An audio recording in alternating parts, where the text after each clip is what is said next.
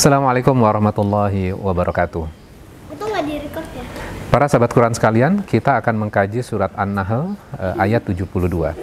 A'udzubillahi minasyaitonirrajim. Bismillahirrahmanirrahim. Wallahu ja'ala lakum min anfusikum azwaja wa ja'ala lakum min azwajikum banina wa hafadatan wa razaqakum minat thayyibat.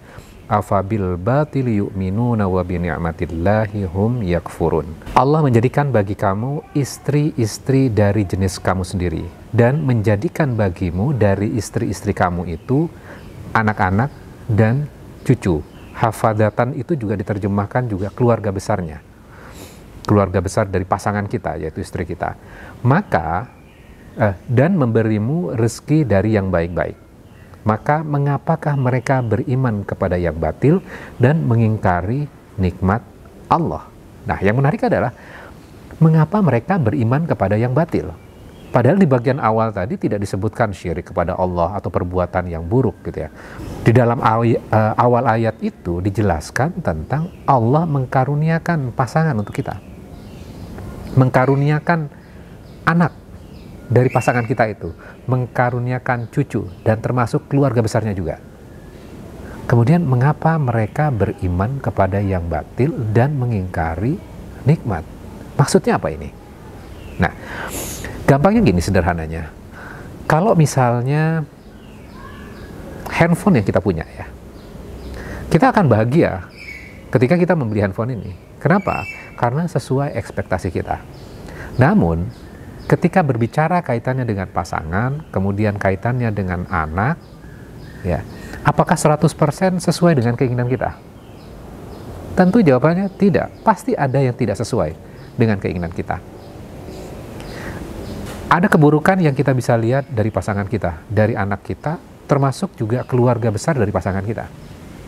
Nah, ketika kita konsisten melihat keburukan-keburukan yang ada pada keluarga kita dan kita berasumsi bahwa mereka tidak akan bisa berubah, mereka akan selalu selamanya seperti itu, maka sesungguhnya kita beriman kepada yang batil. Beriman kan berarti meyakini sesuatu yang buruk, padahal Allah memberikan karunia-Nya itu loh kepada kita, istri, pasangan, anak, rezeki yang baik-baik, kata Allah di bagian awal tadi.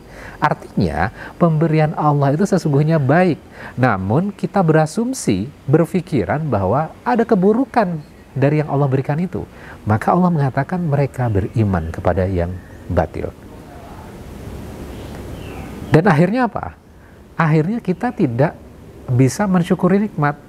Maka di bagian ending di dalam ayat itu, kita mengingkari nikmat Allah. Jadi kalau kita konsisten berpikir yang buruk dan negatif terhadap pasangan kita, keluarga besar kita, terhadap anak kita, maka sesungguhnya kita tidak mensyukuri nikmatnya Allah. Nah, kemudian timbul pertanyaan lagi, loh kan kita melihat keburukan pada keluarga kita, nikmatnya bagian yang mana ya? Pasti ada sebuah tujuan kan? Allah sudah mendesain, ini loh yang akan jadi pasangan kita, ini loh yang akan jadi anak kita. Kan Allah sudah memilihkan itu. Yang jadi cucu kita, Allah memilihkan itu semuanya. Berarti kan ini pemberian yang baik.